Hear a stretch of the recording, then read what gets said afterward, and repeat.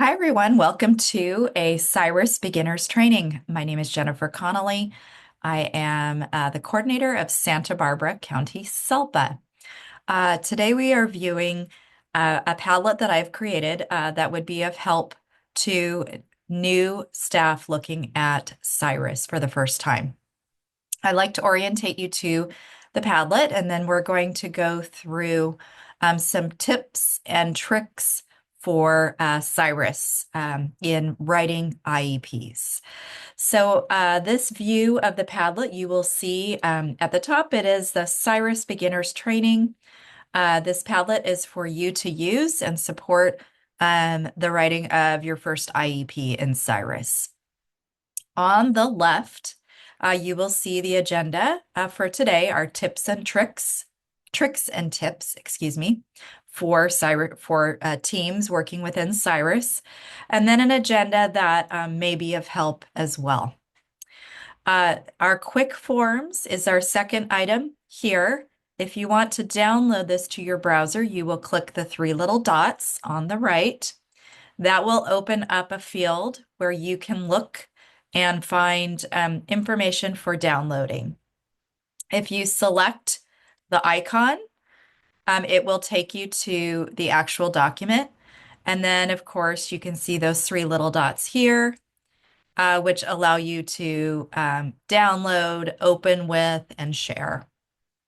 This document is actually one that I put together with many of the directions within SIRAS related to each IEP form. I call this my quick IEP forms. What is involved with this is all the forms that staff can get through pretty quickly, maybe within about an hour's worth of time. So when I write my IEPs, I like to go to these quick forms first, and then I do my slow forms on another day so that writing the IEP is not so daunting. You will notice in this packet, our MIS summary page is our first directional information with how this page works, and I will be going over that a little bit more shortly. And then furthering down to 10 steps to completing an IEP. And then we move on to our notice of meeting. This is a form that is a very brief form where we are introducing to the IEP team that the meeting is coming. Many people call it the meeting invitation. And so these are the directions, and then you will see a copy of that notice of meeting and what it looks like in SIRAS to be completed.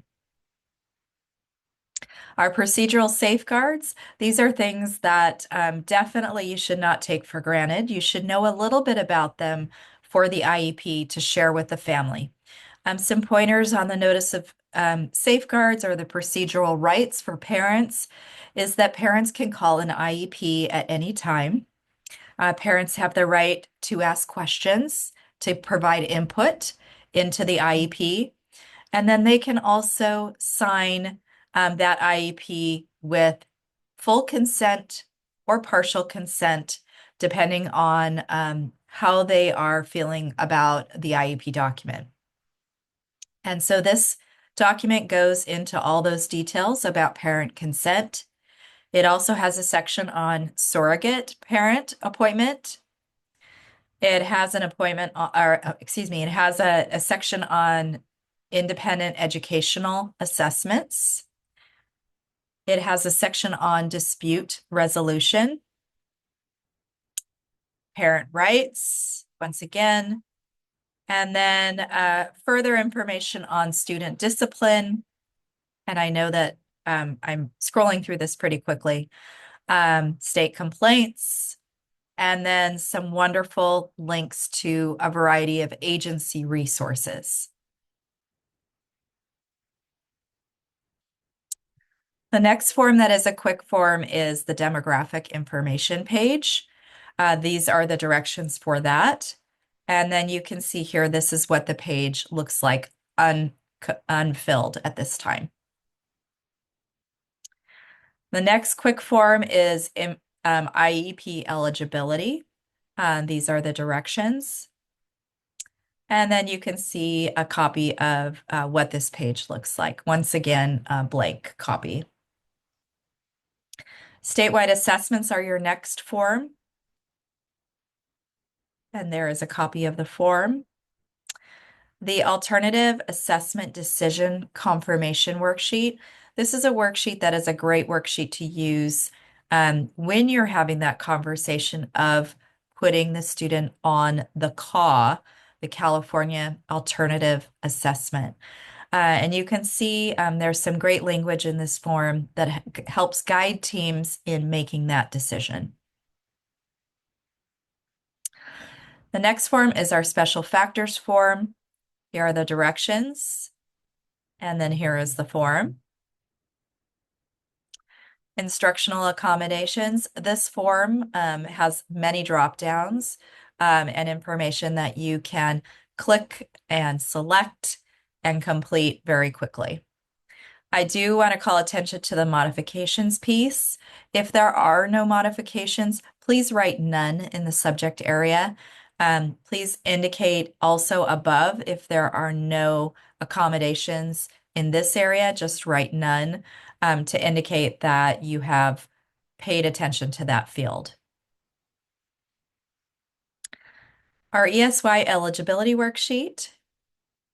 This worksheet is tied in with our services page, our related services page, as well as our supplemental supports. So if you were to select yes in some of these fields, these two forms would be required to complete for extended school year. Those forms look like blank services forms where you are to write the services for the summer school program, and then any supports that are needed during the summer school program. And that's what the form looks like if those yeses were checked. Our emergency provisions form, this is a form that we used during our COVID-19 pandemic. This form highlights if there was an emergency, a fire, a flood, or a school shutdown. It talks about how will the student continue their special education services. So you will see here there are many options, three of them actually, for continuing special education. One being distance learning, which we've all experienced. Number two being paper and pencil type packets. And number three being some interaction by maybe visiting a site or a location for a little bit of time. This is something where we ask the parents' input on the best way the student learns, and then we add at the bottom of the form information on how we can support the learning of that student during the emergency situation. So you will see here our distance learning means of delivery. We have the three means of delivery: interaction, instruction, and check-ins by teachers and staff, video or audio instruction by Zoom, and then the printed materials. And those three fields would be located in these three dash mark areas. So yes, we are going to continue our special education and related services. We are going to provide supplementary aids if that is something that the student needs. And then for our students who are in transition to adult services, that would be a check mark yes. If it is an elementary student, that would be a check mark no. And then extended school year, once again, if the student is to attend extended school year, that would be either a yes or a no. And then the parent and IEP comments would go here as far as how is the best way for the student to learn during that emergency time. Our notes page, there is a training on our website related to what to include in notes. So please take a look at that. It is in the recorded trainings on our website. But our notes page now is expandable. We are so excited about that.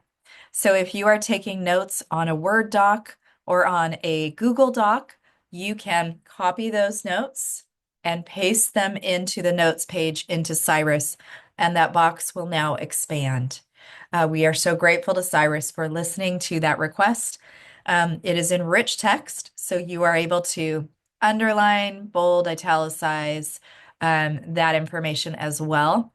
You may need to look at what you have put in to that notes page from an outside Google Doc or Word doc and create paragraphs because it will paste all in one big document. So you may have to do some formatting once you paste that into the Cyrus notes page. But we are delighted that that notes page is now expanding. And there's a look of the notes page. Our meeting participation, this is one where you may want to ask your staff that are attending the meeting as well as the parent to sign in advance saying they are coming. And so this one is just a quick send to the participants of the meeting, and they can access that form, sign it, and return it to you via email. And I will show you how to do that in a few minutes. And there's the form.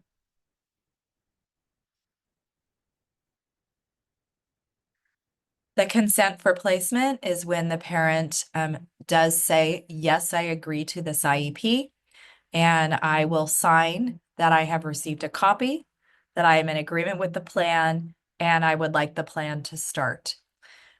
So this is where the parent will initial each box area and then sign in consent at the bottom of the form.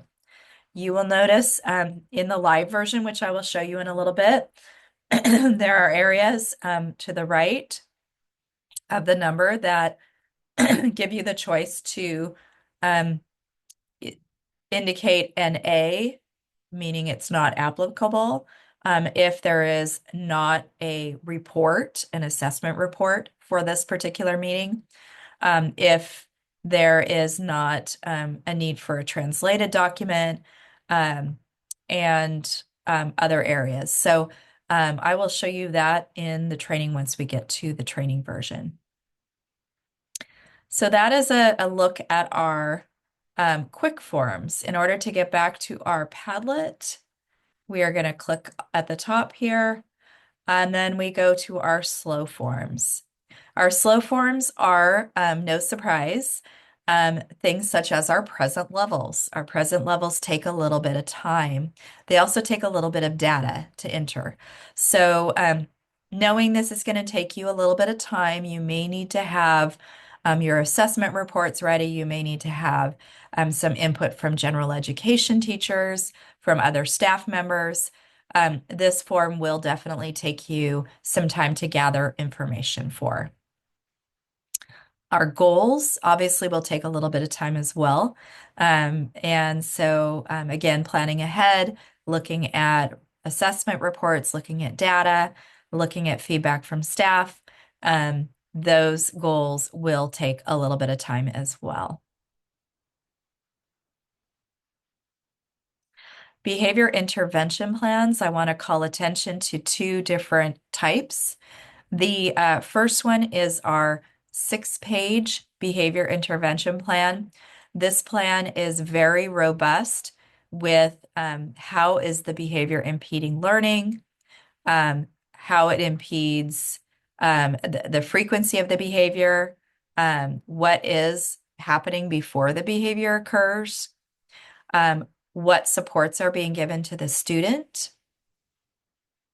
Are there any environmental changes occurring? And then it also highlights the functional factors, such as what is the student, why is the student displaying this behavior? Are they trying to escape work? Are they trying to get attention? Are they needing something tangible? And are they needing reinforcement?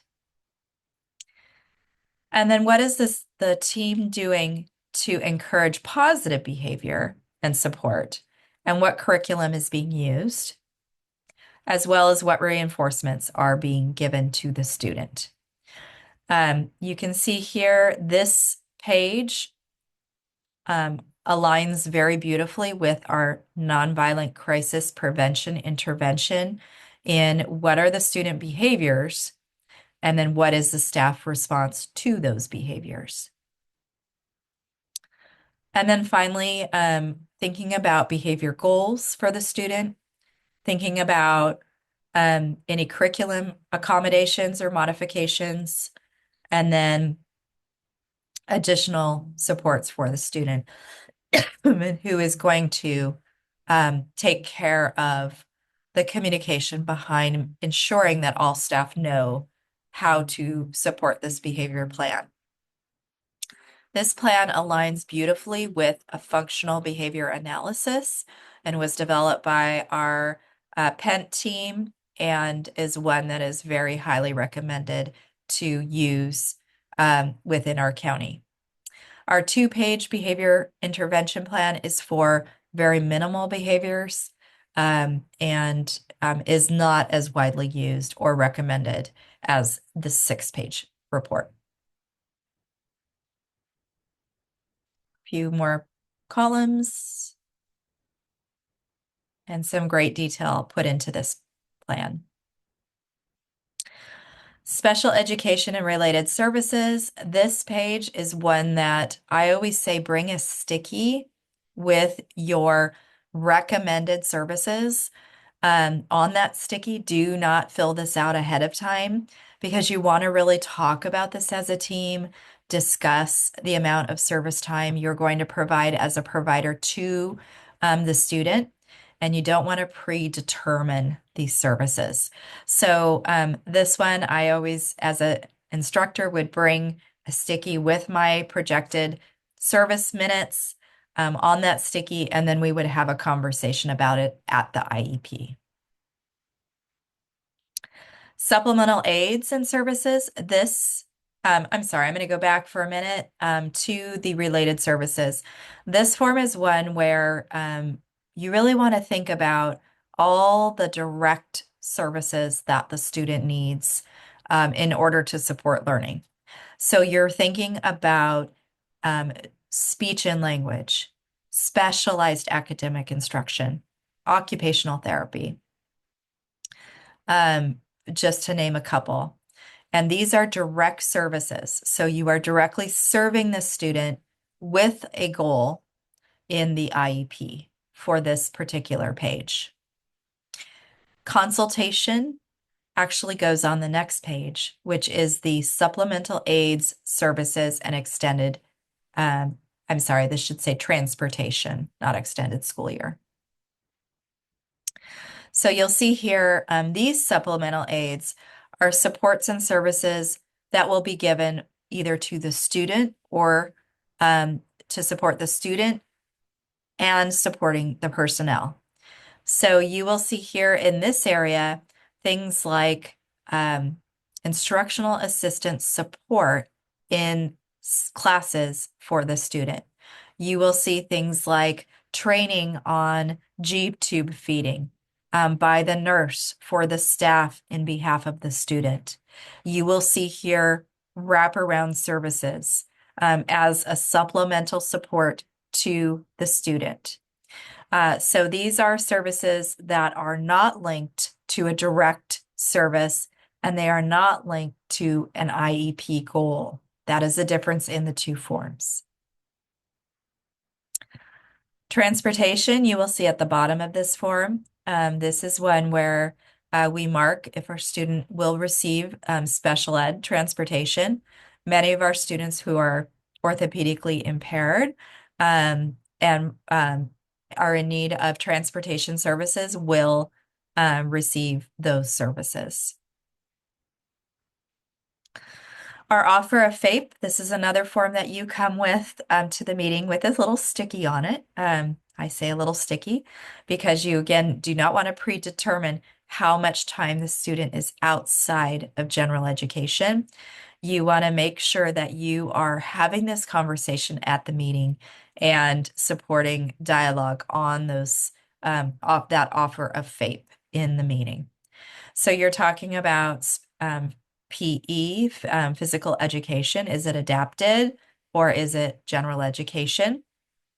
You're talking about the district of service. Usually it is the district where the student is residing.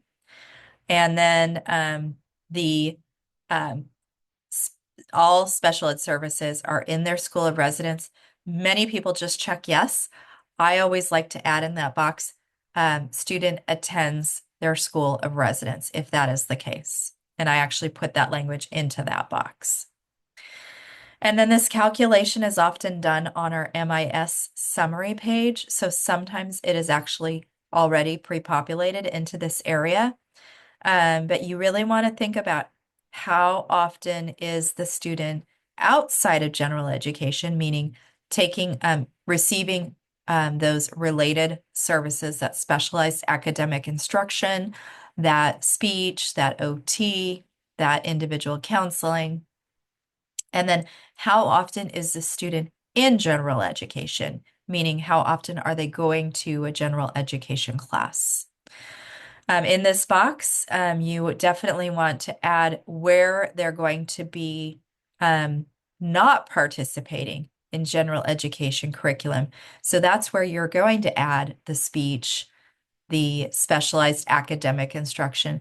And I always say in particular for English or language arts support or whatever that is for specialized academic instruction, and then any other non-academic activities and the reasoning why. The rest of this form is related to services, promotion criteria. We all need to do progress reports on a regular basis. We all need to notify of progress several times a year. And then the graduation plan, thinking about that diploma, that certificate of completion, or that alt diploma, which is now considered the other, where we would write that in. Our post-secondary transition plan, this is for our students that reach age 16 and older. This plan is something that should be very well thought out, and these are the directions for that plan. And then you see the listing of the actual plan. So the first section relates to training or education. And so we're really thinking about what education is the student wanting to obtain from 16 years old and on and beyond that. So thinking about, are they going to go on to college? Are they going to go on to a trade school? Are they going to go on to a junior college? Are they going to go into culinary school, for example? And really building up this plan in support of the next steps for what the student wants to do for education. And then there is a goal involved with this as well. You will see the next section is related to employment. So in the field of work, what are they hoping to do? And then finally, independent living. Are they going to live in an apartment with a friend? Are they going to live on their own? Are they going to stay at home? What is their hope for independent living? And then also thinking about all the components related to independent living. It is not just where they're going to live. What will they need to be independent as a young adult? Will they need a bank account? Will they need to learn how to use public transportation? Will they need to figure out how to schedule their own day? Those types of things go into this particular box. Our second page is the transfer of rights. So at age 17, our students are going to really think about that transfer of rights to them, which occurs at 18.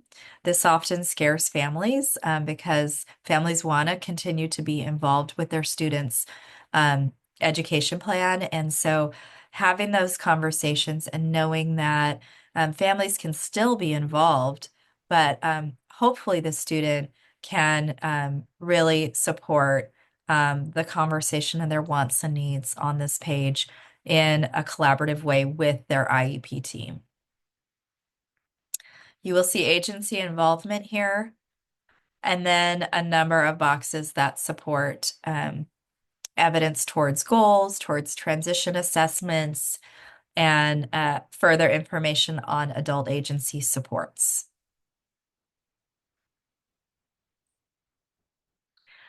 So those are my quick and slow forms. I'm hoping those will be helpful to all of you. Um, on this listing, and I will quickly go through this, is just a listing of my favorite forms when I'm writing IEPs. So it's just a simple Word doc of my favorite forms. And those forms are listed throughout this particular Padlet as well.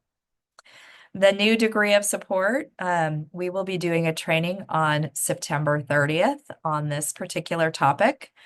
This is related to marking extensive support needs or mild, moderate support needs in the IEP on the MIS summary page. There are some help documents here. There is still a lot of information coming down about this marking of ESN or MMSN. You will see this help document here as well from our California Department of Education. And more information to come on this procedure and then on this marking. Next year, 2025, this will be a CalPADS reportable field. So we are posturing for how to support staff in having this conversation at the IEP table and how to mark either one correctly. You will see our form changes listed here. We've had a reclassification form change related to the form was in a horizon format, and we've now changed it to a portrait format to match our other forms. The assessment plan form, we have added the date sent to this form in support of tracking time.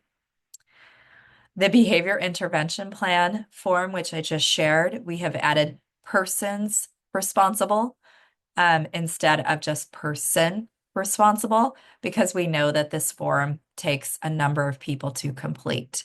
So there is space now to add several names to that document.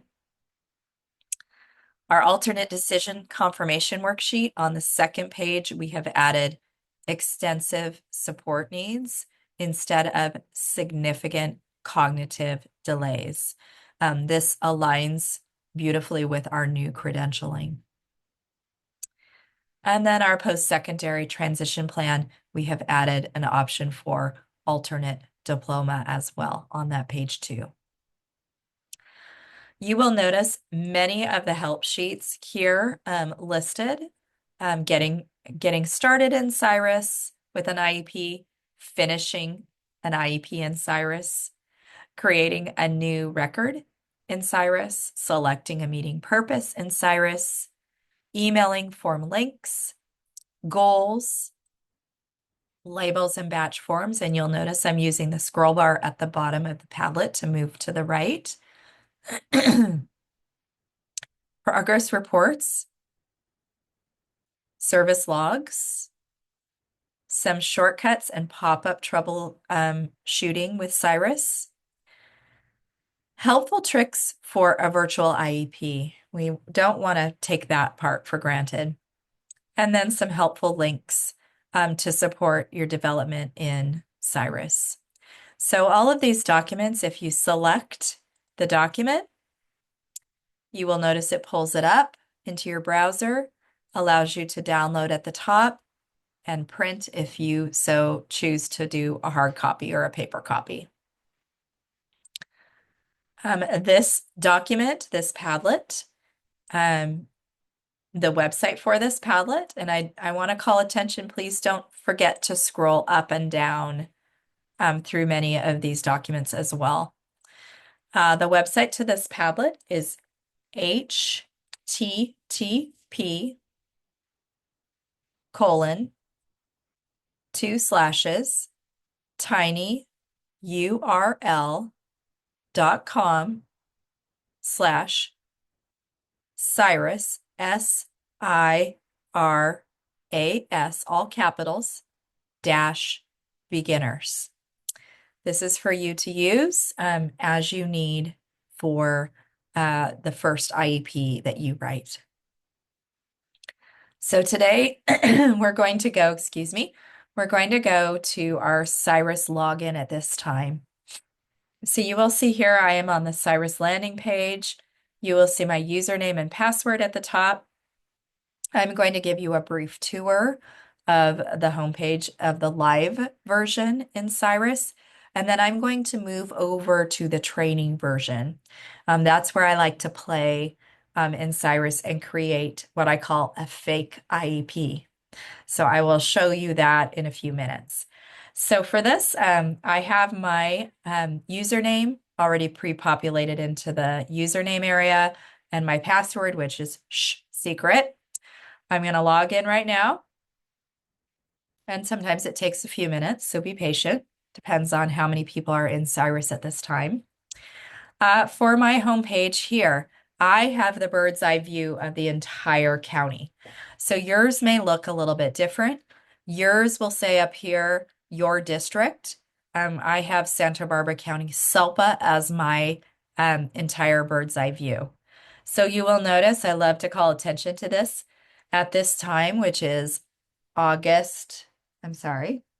September 26th, excuse me.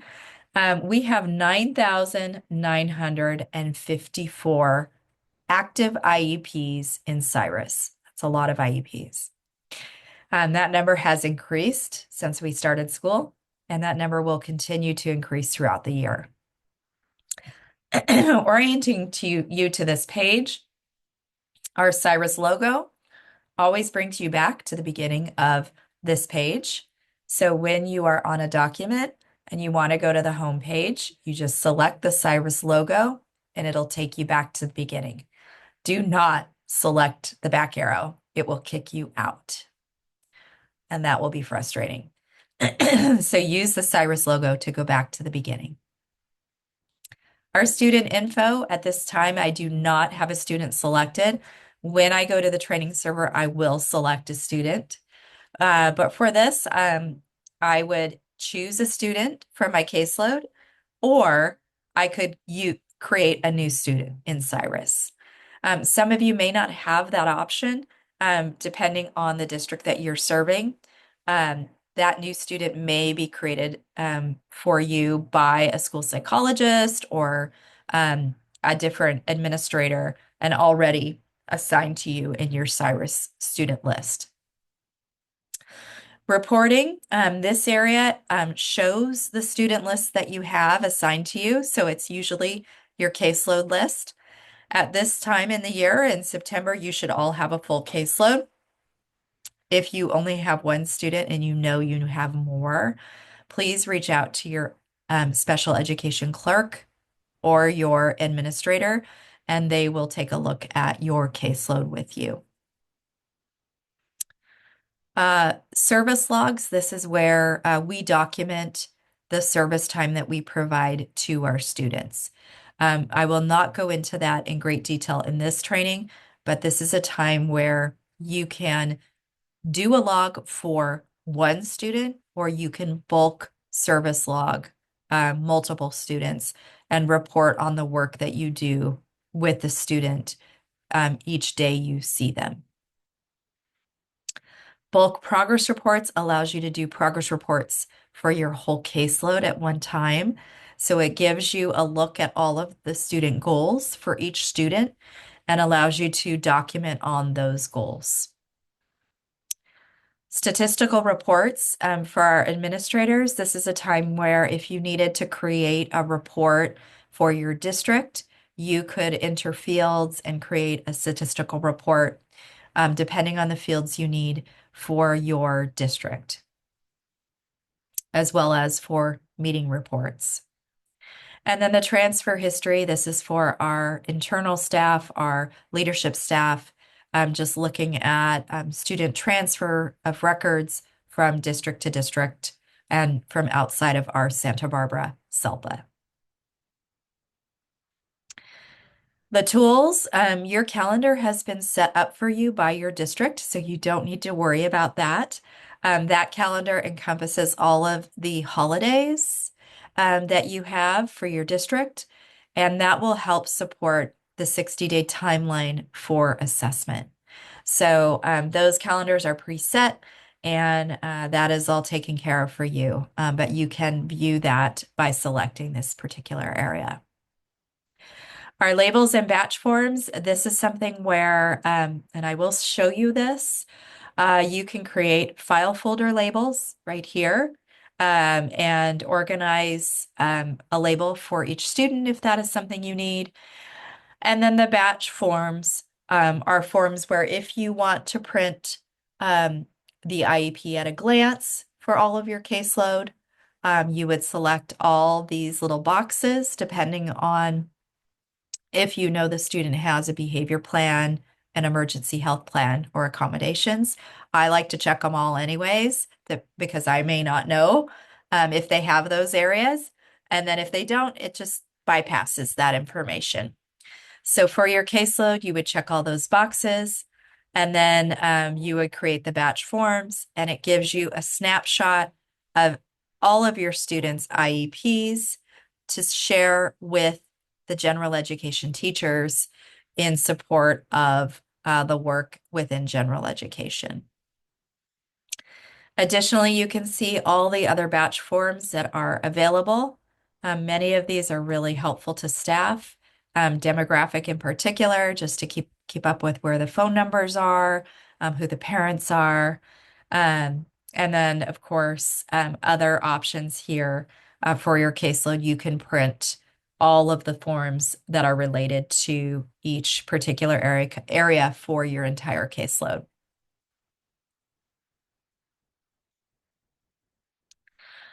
The document library, these are our blank emergency forms. You are not to write the IEP in this area.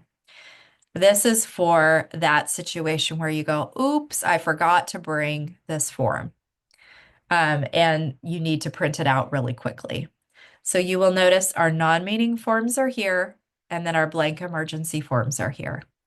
So for that, you can see they are in Spanish here and in English here. So if I were to select that form, it downloads to my browser, and there's the form. It's blank. I can actually pre-populate the student's name, date of birth, and the date into that if I need to.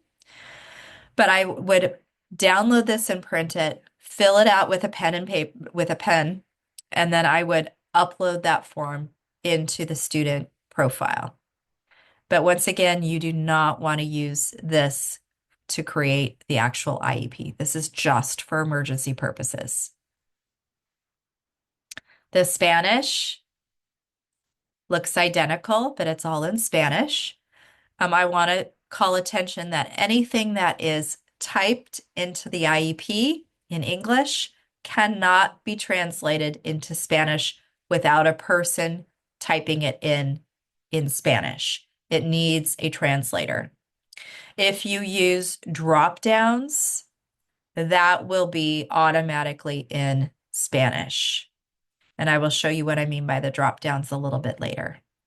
But check boxes, obviously those will be fine.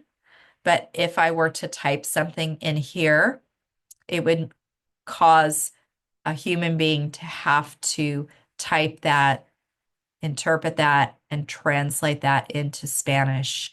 And that's where we so appreciate our interpreters, translators doing that work.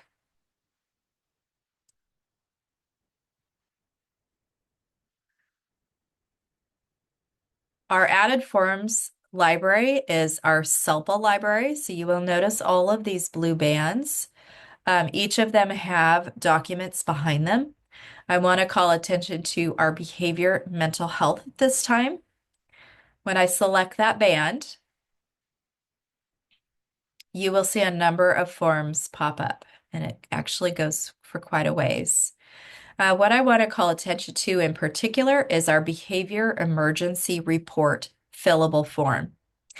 This form is for behavior emergencies that have happened to a student where the staff has had to put the student in a CPI, crisis prevention intervention, physical safety hold. They've had to do a safety intervention because the student has become um, a danger to themselves and others. So for this form, you'll see I downloaded the form. It is a behavior emergency report, or we call them BERS. This is to be completed as soon as possible within 24 hours of the behavior emergency incident or the physical intervention. It is a fillable form, which is lovely, and it aligns beautifully with our nonviolent crisis prevention intervention. This form has to be completed within 24 hours. It also has to be shared with the parents as soon as possible. We don't want our students going home and saying that the teacher held them down or put them in a physical hold without hearing from our staff first. And then the third step with this is to enter this information into the school student information system. Very important to do because we want to make sure that um, it is captured in our system because it is a reportable field to our California Longitudinal Pupil Achievement Data System, our CalPADS. So that's a new step as of this year. And we're encouraging all staff to please complete this form. Please notify parents. Please add this to your student information systems and then file it nicely into the student Keem file. So you will see the form here. And then this extra page is just in case you need more information to share about what happened. What's really important about this form is we want to cover our bases. We want everyone to know that this event happened, and we want to ensure that if our students are having those safety intervention physical holds, that we're getting them the proper support through a behavior intervention plan, through the proper supports of staff. And if this is occurring on a regular basis, we always want to look at, are we doing the proper techniques aligned in CPI as well? And again, you will notice there are a number of listed forms here related to all different topics. So please take a look at these areas, take a look at these bands, lots of great information there. Finishing up on this particular tools area, our request for student transfer. This is our leadership and our special education clerks may be using this area. Exporting data. This is where we export our information from our SIRAS system to CalPADS. SIRAS admin, this is an area where we can get extra support for different calendar events, bulletins, things like that. Much of this is actually what I use. And then managing users and my account. This is something you may want to take a look at. We encourage our staff to change their password maybe once a year. SIRAS will give you a reminder to do so. So if you're going to change your password, you're going to edit your account details, and then it will ask you to change your password. You could see here, these are my access roles. Yours may be a little different. I have, again, bird's eye view of the whole county, but you may just be a general user, which means you just have your caseload and that is all. Some of you may have admin access as well to your district. Additional information, you can see student assignments, who is assigned to you, your site assignments if you're going to multiple sites, and then a few other areas that you may or may not have on your SIRAS. Um, Support. SIRAS has a number of support documents available for you for use. I love to look at the support documents. Those quick forms and slow forms I receive from this particular area. You can see everything that is underlined is a link to a help sheet. So as you scroll down, each help sheet is listed by the type of help sheet it is. And there's some really wonderful supports in this particular area. So if you're stuck at all with, I don't know how to do this, please take a look at the support area and it will guide you through how to fix your issue that you're having. Additionally, you will see how-to videos, training videos, how to use forms, and then other helpful links as well. If you get stuck and you just can't fix something, go to contact and you will notice here this support@sirassystems.com. Please email them and that will create a ticket for your issue. SIRAS is amazing with getting back to you within 24 hours, helping you through whatever issue it is that you have. So please use that link for support with SIRAS. In order to return to the beginning, I'm going to click the SIRAS logo, which takes me back to the beginning.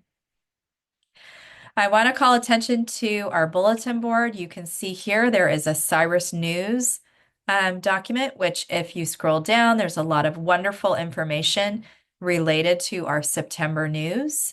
So great things to look at. I would set a tickler on your email or on your calendar for once a month reading this, because SIRAS updates this once a month with everything that is new to SIRAS.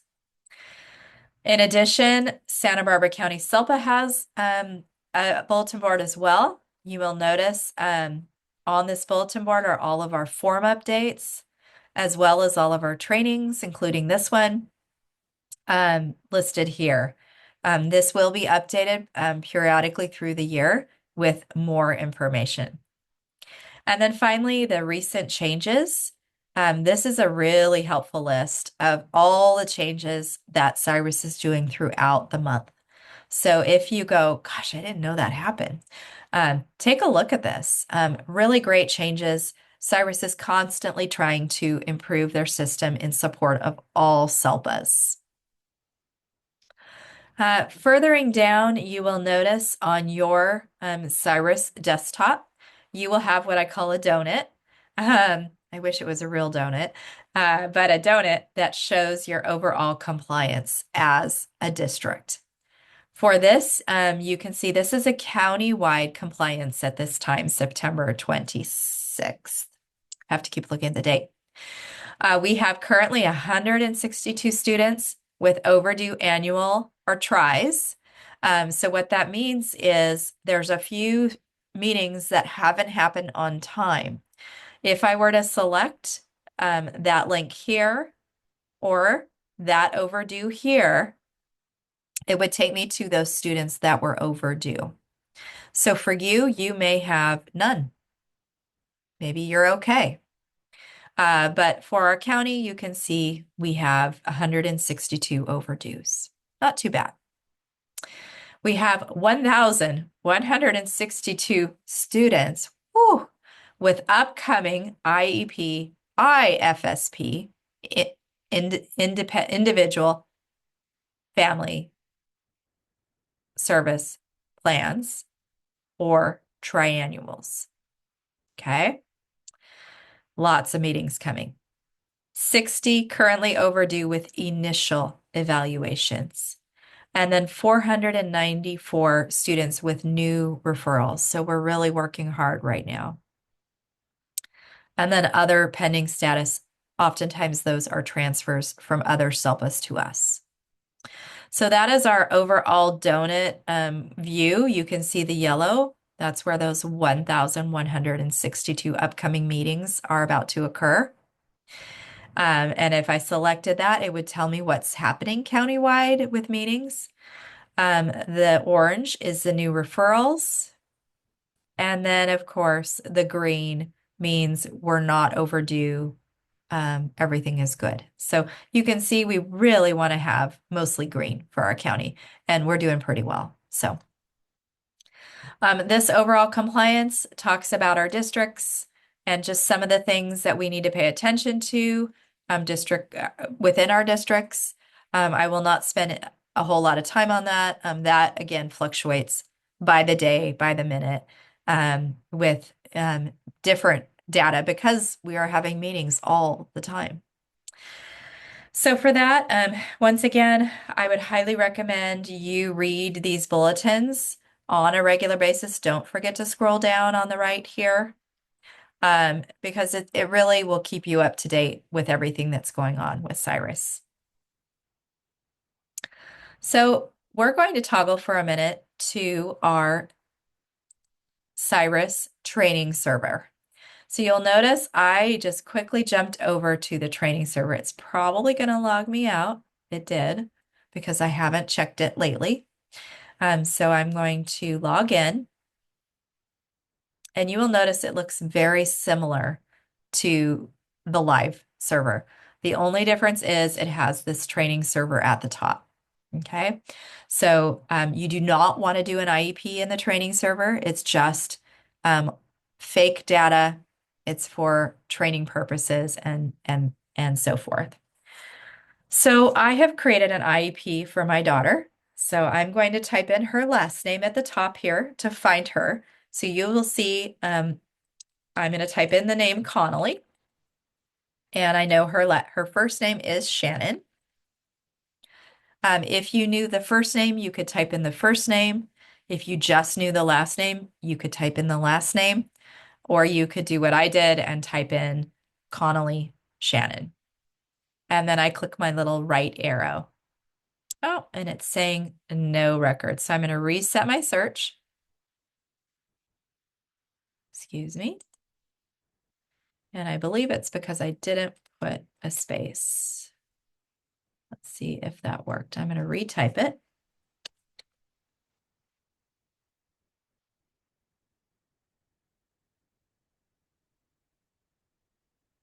And there it is. So right away, it takes us to what we call the MIS summary page right here. You'll remember when I talked about my quick and slow forms, those directions are listed under this question mark. So when you're not sure how to fill out the form, look at the blue question mark. You will see the directions here for each form. This question mark is on each form, and it will give you a lovely little view of how to complete that particular form. If you want to print it, it's right here. Really, really helpful. So the MIS summary page is basically what we call the student information page. This is a page that is already completed for most users in SIRAS. The page is something that our wonderful special education clerks will organize for our staff ahead of time. And it encompasses information related to the student. So you will notice here the form shows LEA identification, meaning where does the student go to school? My student Shannon, remember this is a fake student. She goes to Franklin Elementary in Santa Barbara Unified. It shows when she arrived to the SELPA, meaning she arrived to Santa Barbara County, and then her district enrollment date. The referral information talks about how she was referred, meaning did she have an SST? Did the parent refer her? What happened? And then the dates for those referrals. It talks about the student demographics. My student Shannon is a fifth grader. She's a female. She is an English only student. You will notice in this little drop down, it has English learner, English only, IFEP, um, RFEP, and to be determined. To be determined, obviously, we're trying to figure that out. Reclassified, and then the IFEP.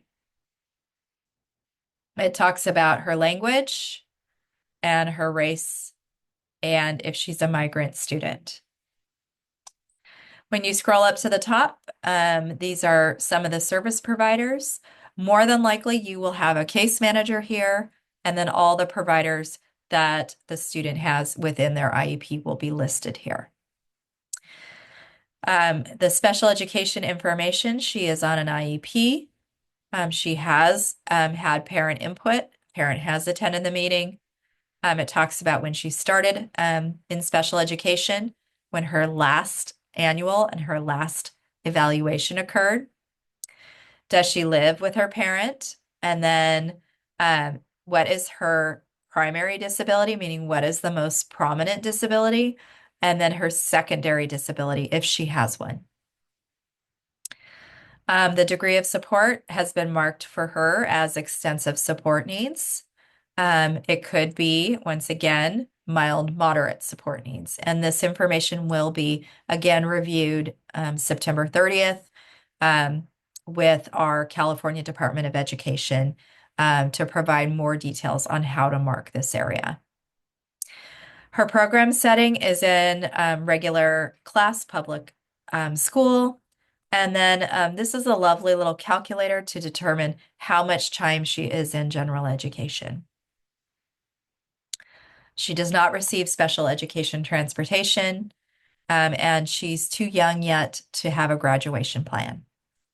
And then finally, her statewide assessments are listed here that she gets designated support for English, math, and science.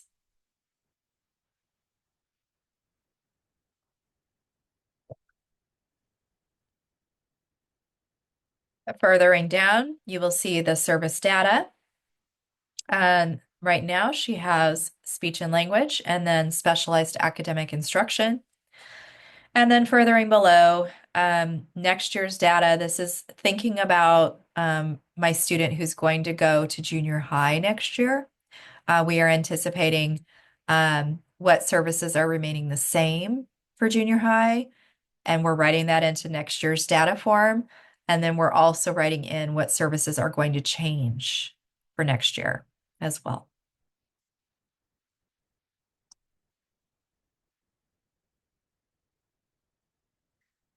So once this page is complete, you are going to validate this page. So if there are no changes to this page, you're going to validate it. And then it will tell you at the top, successfully passed all validations, meaning that the page is ready to go. If the page is not ready to go, it's going to tell you where you need to complete the fields, which is really helpful. So really thinking about that, we want to validate it and archive it for reporting because this page is the page that gets reported to our CalPads.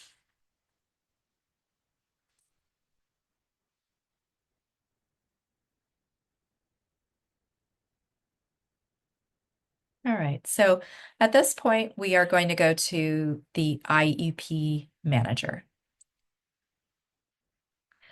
So I have done a little bit of legwork before this meeting today, and I have organized an IEP for my dear little friend, Shannon Connolly. And so for this particular page, you will know I'm still in a found set of Connolly Shannon. I went to the IEP manager, which landed me on this page that is going to support the development of the IEP. Shannon is about to have an annual meeting. I have created a meeting here. So you will notice there is a meeting in development. Before this, it asked me to create a new meeting, and I chose an annual, which brought me to this particular field here. What I did is selected it as an annual. If I need to edit that, I can ask to edit. It's going to ask me a question. Are you sure you want to edit this? I'm going to say no for this time, but I might want to because maybe the annual is changing to something else. But we're going to leave it as it is. There could be a secondary purpose. Sometimes we have annuals and transition meetings at the same time. So my meeting is also going to be a transition to middle school. So that is my secondary purpose. You can see with this drop down, there could be other secondary purposes here. It could be a requested review from a parent. It could be an assessment, could be all sorts of things. So this field is, you can also type in as well. Our meeting date, I have chosen the date of 10/23/2024, the time of 10 a.m. in the morning. And then my location, I chose the resource room. Okay, you might do a virtual meeting, but that is what I chose. And then the plan will be effective by the next day. So we really want to put these plans into place if the parent consents. And then scheduled next IEP is going to be a year from the date of the meeting. So you really want to think about the time frame.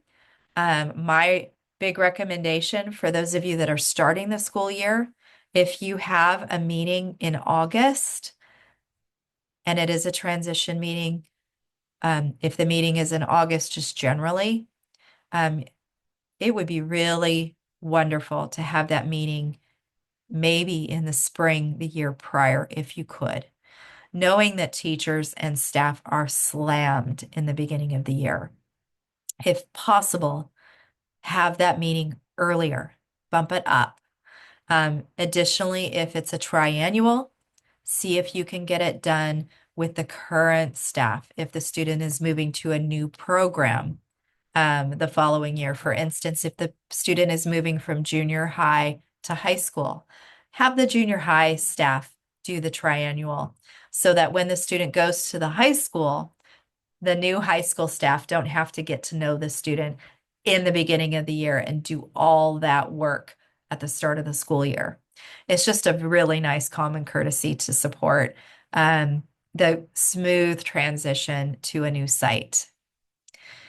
So take a look at those dates, see if you can bump them up a little bit. I always try to think about if my meeting is due October 23rd of 2025, I'm going to go 2 weeks before that for the next meeting because I want to make sure I get that meeting done by this deadline. You will notice scheduling notes. This is for maybe your contact to the parent. So if the parent, if you sent all the information home and haven't heard from the parent, maybe you want to say, called the parent to remind of the meeting.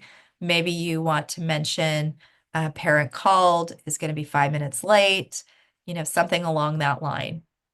And then you can also record the contact attempts by phone here as well.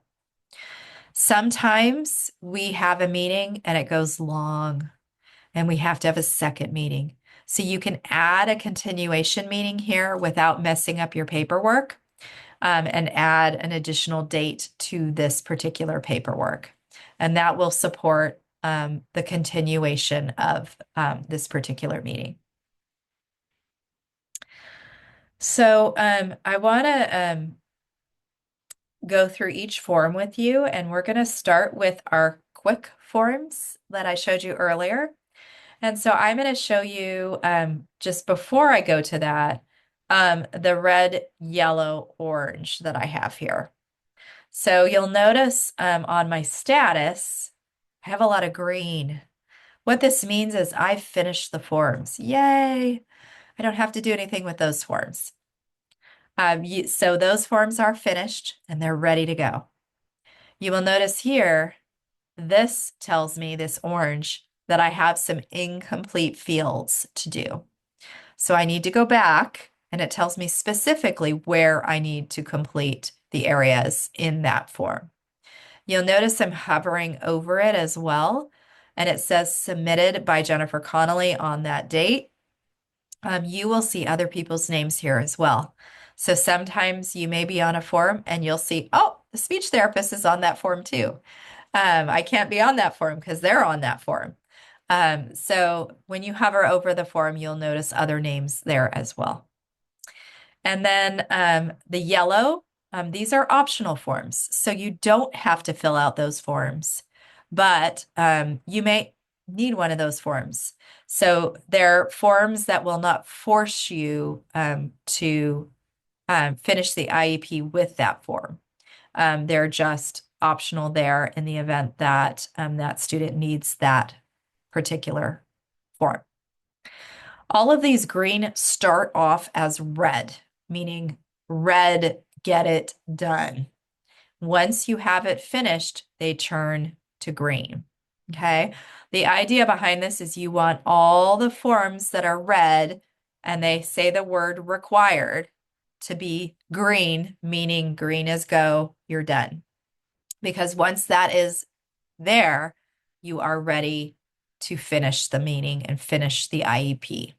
Doesn't mean that you can't make changes, but you can be feeling good that the IEP is almost done.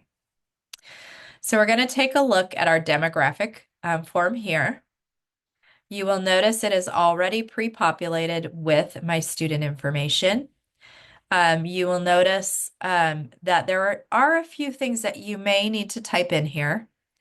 And then at the bottom, you will notice these check boxes are not finished. So I'm going to show you what it looks like when we save and return this form.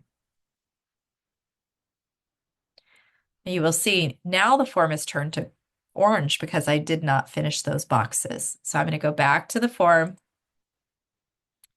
and I'm going to go back to the bottom and you can see it's turned yellow, meaning I got to get it done. So the questions are, is this is an initial placement? No, it's not. It's an annual meeting. So I'm going to say no. Student exhibits behaviors that require a behavior plan? No. Student is transferring from special class or non-public school to general ed? No. Student is transitioning from preschool to elementary? No. And then student is being considered for possible change in placement? No. You can see the X's here will erase my check boxes. I always tell you, save, save, save. Do not go to the bathroom and leave SIRAS on without saving because you will lose your data. You want to make sure that you save, save, save, save, save. Save and return. And you will notice, boom, it is all done. Okay. Here it shows Spanish. If I wanted to look at that form in Spanish, you will notice the whole thing is translated into Spanish because I used the drop downs very simply. So if I wanted to share this in Spanish with our family, if the family spoke Spanish, I could do it that way as well.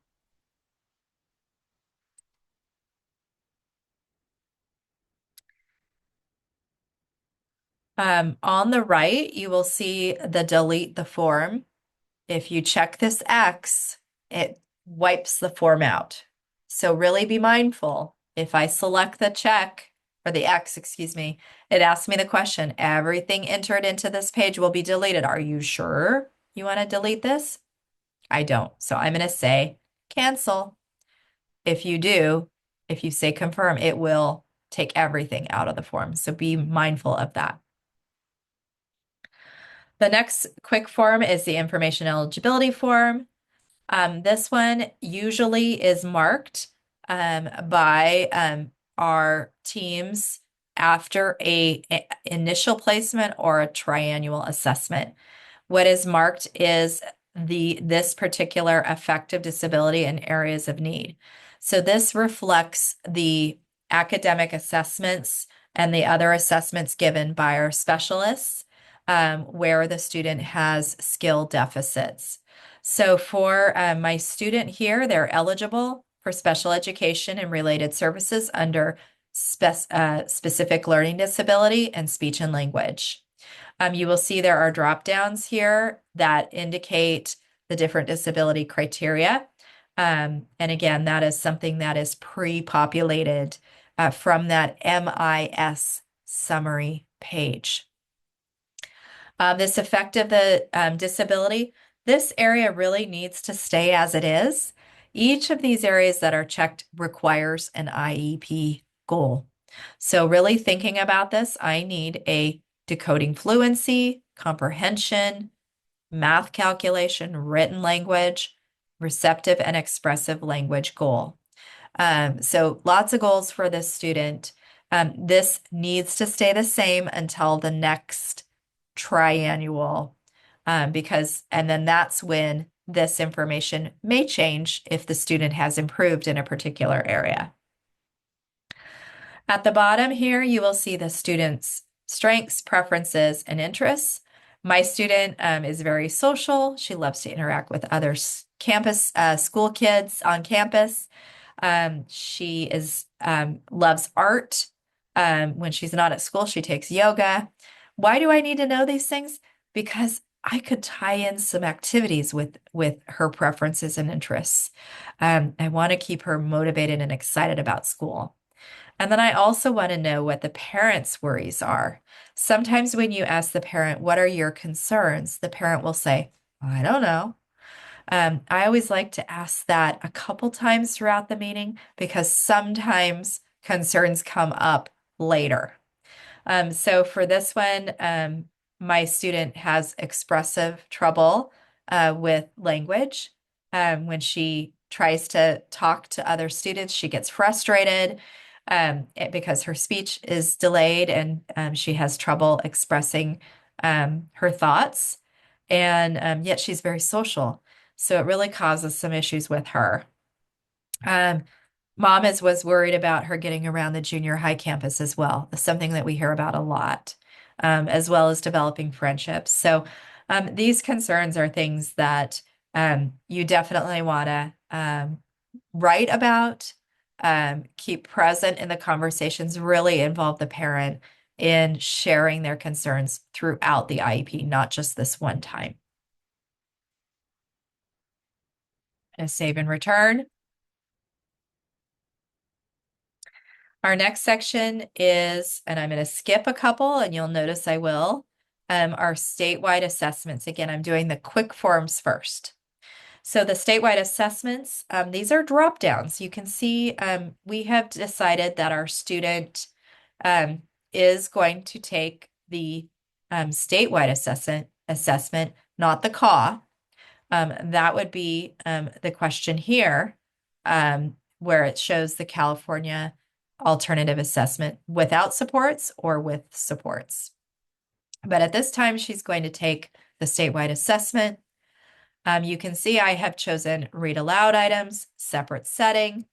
I can add to this with different drop downs. I'm just playing. Okay.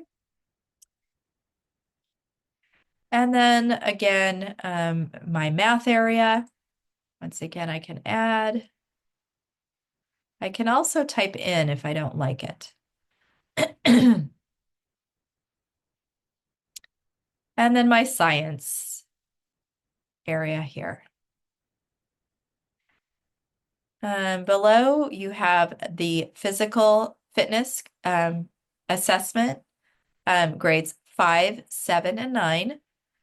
For my student, she does not have any adaptations. She is fine to take the regular test. So I might want to put in there, it says no adaptations. I might just want to say none.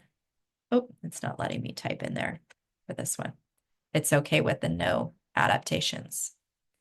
So again, really quick form to fill out and complete.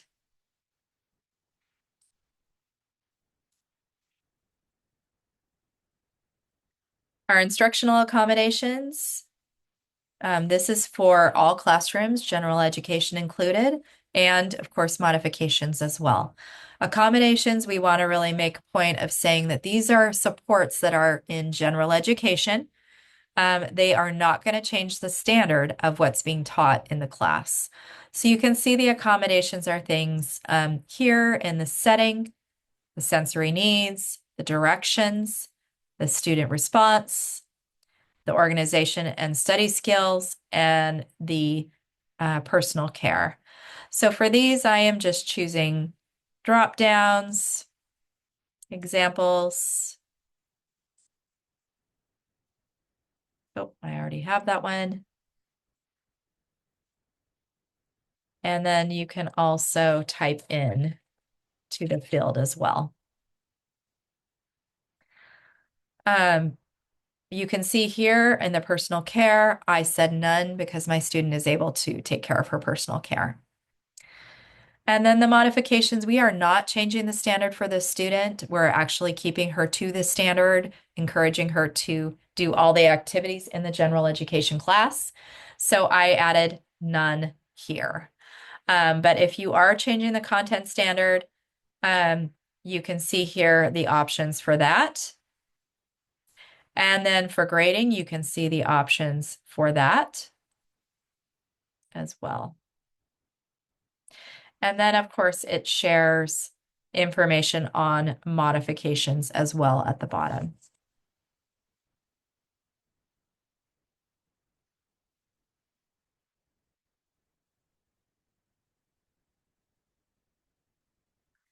The next form is our ESY, or Extended School Year Eligibility Worksheet. So for this one, I mentioned it earlier, you're going to watch your yeses and nos.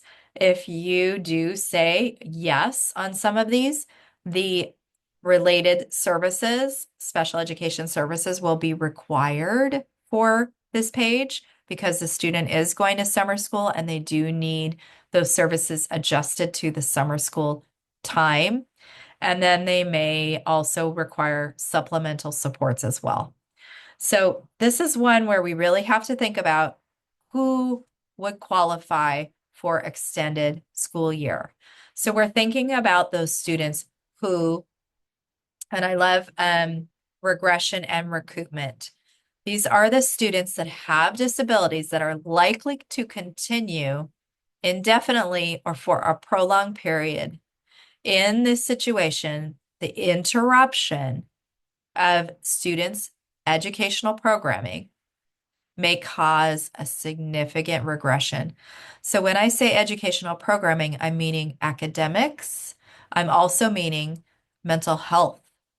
So meaning if during the summertime, during July and some of August and some of June, if we don't have those services, the student is going to regress significantly, meaning they're really going to struggle when we come back to school. So we really have to think about, do we need to continue our services? For our students who are mild to moderate support needs, many of our students do not need ESY who are mild to moderate. Our students who have extensive support needs definitely would need further education through ESY. So this is a big conversation to have as a team with the parent involved. Many parents will say, what am I going to do during the summer? I need childcare, I need help, or I want them to have programming. But you really have to think about that regression and that recoupment of student skill. Are they going to really go backwards without the support? If the answer to that question is no, they're going to be fine. It might take them a couple of weeks to get assimilated back into school, but they're not going to lose their knowledge that they learned throughout the prior school year. Then the answer is no summer school.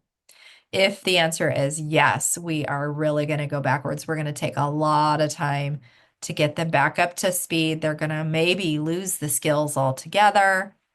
then we definitely want to think summer school. So, looking at these are questions that you ask here. And my student actually is going to be requiring summer school. So you can see how the questions are. And then there's space here to type in um, the conversation that's had on the summer school. So really have those good conversations. Watch how you answer the yeses and the nos, because again, that will require, if they are going to go to summer school, that services page where you document how much time they're going to have for the services within their IEP.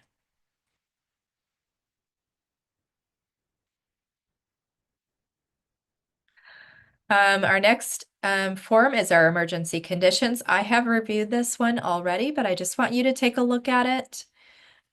You can see I have added yeses for the related services and special education, for the supplementary aids.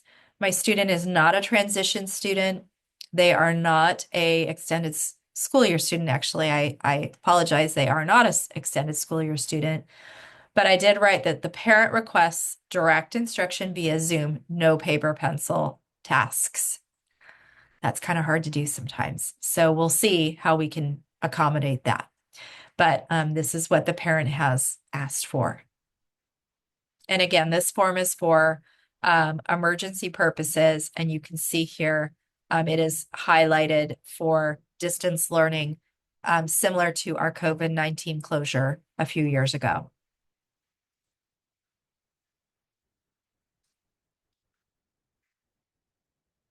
Our notes page.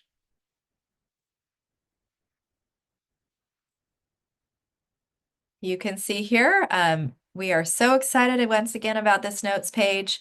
I have put a little bit into it, but it is small looking, but it does expand. So we are able to expand that page. We're able to bold, highlight, italicize, underline, rich text. I don't think it is changing to color, and do a bunch of wonderful little things with our notes page. So we're really very excited about that. Meeting participation. This is our meeting participation page. You can see here, we've had some people sign. If I were to sign, I'm going to put in my role. So my role, I'm going to say counselor, for example, and then I'm going to click in the signature box, sign it, and there's my name there. I can change that to, oops, and then sign and close, and there's the signature there with my name below it. This is a good form to ask our staff to sign before they come to the meeting, or right when they get to the meeting.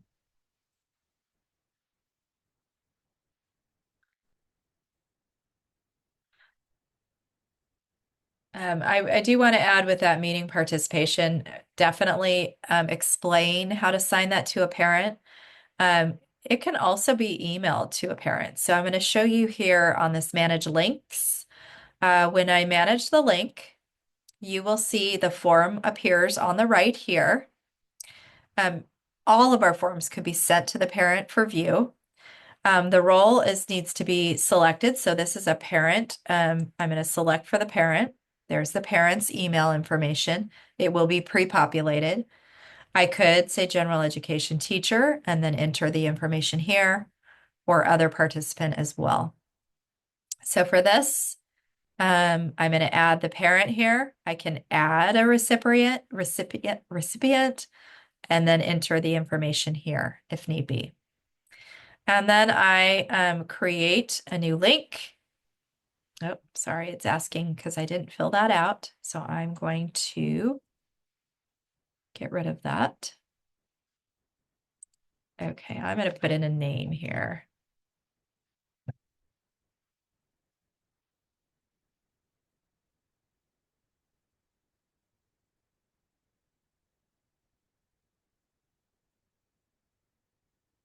So I'm adding John Connolly. This is actually not his email, but I'm adding it. And then I'm going to create a new link.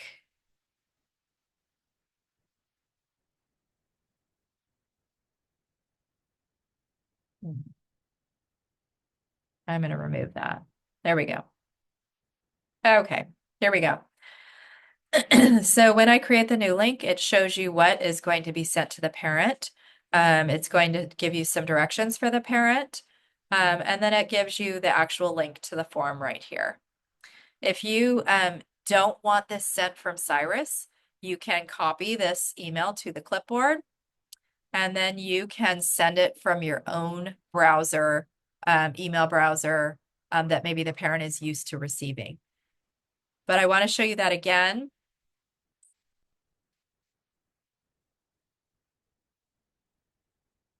I'm sorry, that's not going to work. I picked the wrong one. So you can see here what that looks like again. And it shows a tutorial as well for the parent to learn how to sign the form. So that gives them a little bit of a video of how to sign. If I want this to change into Spanish, I can select Spanish, and then it should automatically translate this into Spanish for me as well. This consent form can also be sent by email link as well. Our consent for placement form, you can see here, I talked earlier about those NA boxes. So if the parent didn't participate in the meeting, I could say NA, but in this case, the parent did, and the parent signed and initialed here. This information really needs to be reviewed with the parent because parents will have a tendency to sign everything and not really read it. So I really like, as a case manager, to go over each area that the parent, you're hoping for the parent to sign. You can see here my parent signed with exception to some of the academic goals she didn't like. So that what that means is I can write in as a case manager, academic goals, speech. And then what that allows me to do is put the whole IEP in place, except for those speech goals, which will need to be updated. You really want to get parent input and parent to approve of your plan for the student, because we really want our students to move forward and to get the services they need. If the parent does not consent to this page, then you are on the last IEP, and you cannot move this IEP forward without parent consent. So very important to work together as a team to support the questions and the inquiries from the family. And again, hope that at some point you can get parent consent.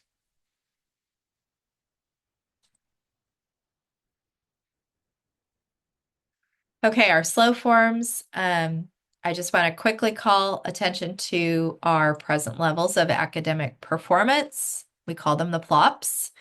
So I have included here our statewide assessments from last year for my student. This other assessment data information really shares information on general assessments that have taken place at the school setting. You're welcome to add in information here. It's a typable field. And then the vision and the hearing screening. Obviously, there would be a number that would go here from our wonderful nurses.